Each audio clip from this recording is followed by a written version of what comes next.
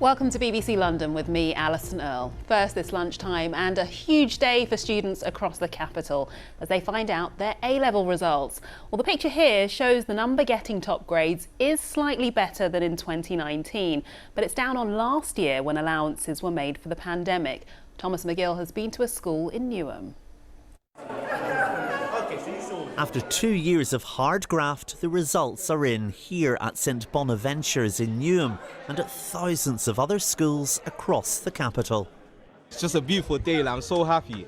Did you get what you wanted? Yeah, I got it. Got a D right here. Fantastic. So what's the plans?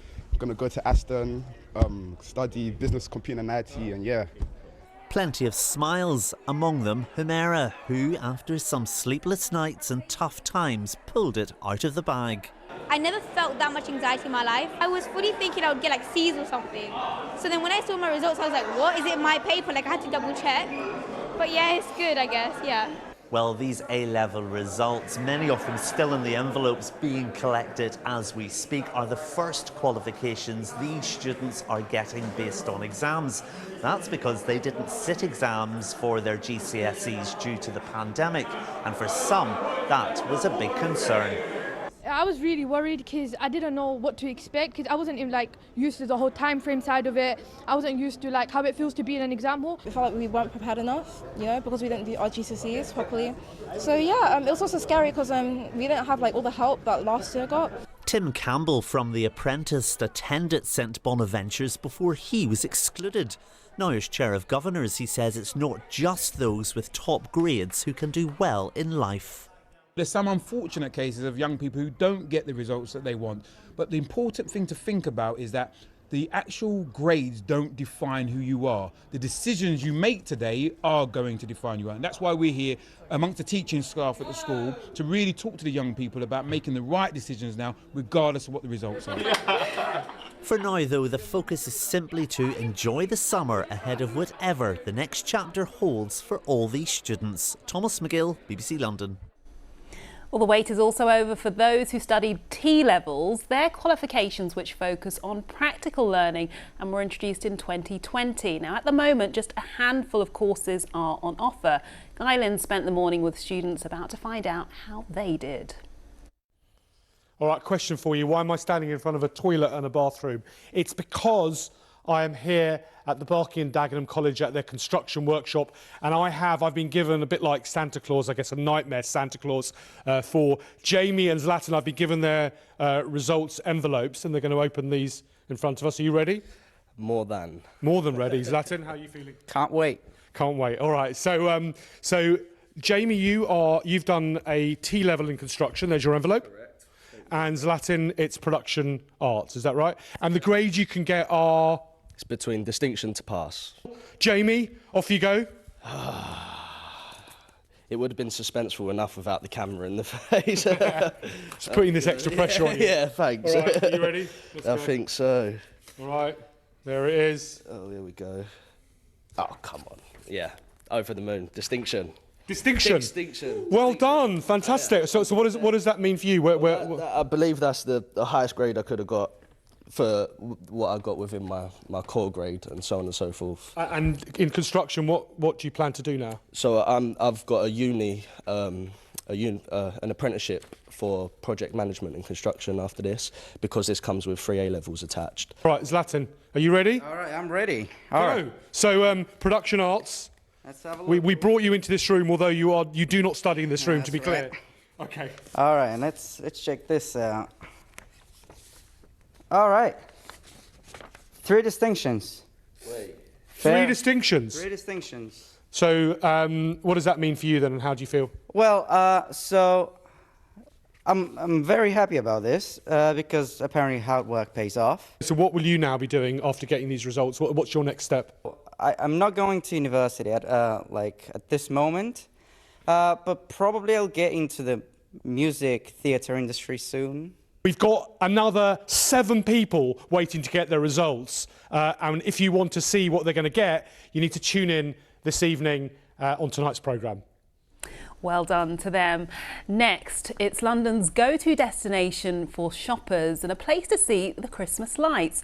But Oxford Street was once well known for something very different, and it's all to do with public executions. Now, in the first of a two-part series, we're looking back at the history of the famous street. Here's Nikki Ford. London's Oxford Street. It's the longest, continuous shopping street in Europe. But it wasn't always known for its shops.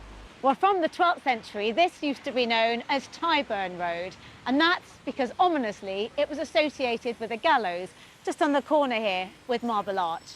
Once the public execution stopped, something more pleasant moved in. The drapers, selling fabrics to the wealthy residents of Mayfair. It took its name as the main road out to Oxford, and by the 19th century, the department stores had arrived. Mr. Selfridge kind of predicted the hype and the trend of experiential retail that we're currently seeing right now. He kind of revolutionised the concept of window shopping, coming in and just taking a mooch around, using the gardens as community spaces and gathering areas, also kind of empowering a lot of women as well to shop. But the outbreak of the Second World War saw heavy bombing across London. On the night of the 17th of September 1940, London's Oxford Street was targeted. With the coming of another day, the smouldering ruins of part of London's shopping centre bear witness to the work of Germany's hooligans.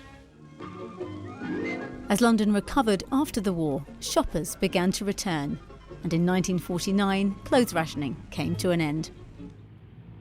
By 1959, the Christmas light switch on had begun, and it soon became known as the place to grab a last-minute gift. And with the 90s came the arrival of Britpop, and fast fashion brought the street a new lease of life. Topshop became known as the destination for young shoppers. You know, people would say to their friends, meet me by the big Topshop. You know, you go inside, they had a DJ playing, it had collabs with some of the biggest celebrities, you know, Naomi Campbell, Kate Moss. But by 2021, that boom was over. Topshop was forced to close its doors. It struggled to compete with online. It couldn't compete on price, and it was really hampered by lockdown. It wasn't able to recover, and that's why it was in the end sold to ASOS. House of Fraser and Debenhams followed suit, ending their chapters of over 150 years as retailers. Nikki Ford, BBC London. Finally, if you've ever wondered what happens out of hours at a zoo, look at this. Over at Whipsnade in Bedfordshire, the night cameras show 11-month-old elephant Nangfea playing and waking up the rest of the herd. Keepers say she's just as active at night as she is during the day. Parents everywhere can relate. Weather now, here's Gemma. Good afternoon. There's going to be some lovely weather out there as we go through the rest of today. Plenty of sunshine around. There are a few showers though as we go through into Friday morning, but before then plenty of dry, fine sunny weather to come. So through this afternoon there's going to be a lot of dry weather, lots of blue skies out there. There's a little bit of a breeze around today, a bit more than there was yesterday, but feeling warm in that sunshine with highs of 25 or even 26 degrees, particularly out towards the west. As we go through the overnight period, there's going to be a lot of dry weather to come. Cloud will build in though as we go through the night. It will be a mild night though for many of us. Temperatures for some won't fall below 15 or 16 degrees and feeling quite humid as well out there. Now tomorrow morning there is a Met Office warning in place for thunderstorms. They'll be moving through as we go through the course of the day. There could be some heavy thundery downpours around for a time, but by the time we get to the afternoon I think many of them will have cleared through. There'll be a lot more in the way of dry weather developing. Temperatures through tomorrow reaching highs of 23 or 24 degrees. Then as we go through into the weekend, we're going to see high pressure building in once again. Going to be a lot of dry, fine, sunny weather to come, and those temperatures picking up as well, getting up for some of us into around about the mid-20s. Well, that's all from me, but there's more on our website and social media, including the council that's hoping to have a tram route. Asad will be here at 6:30. Until then, whatever you're doing, have a lovely afternoon. Goodbye.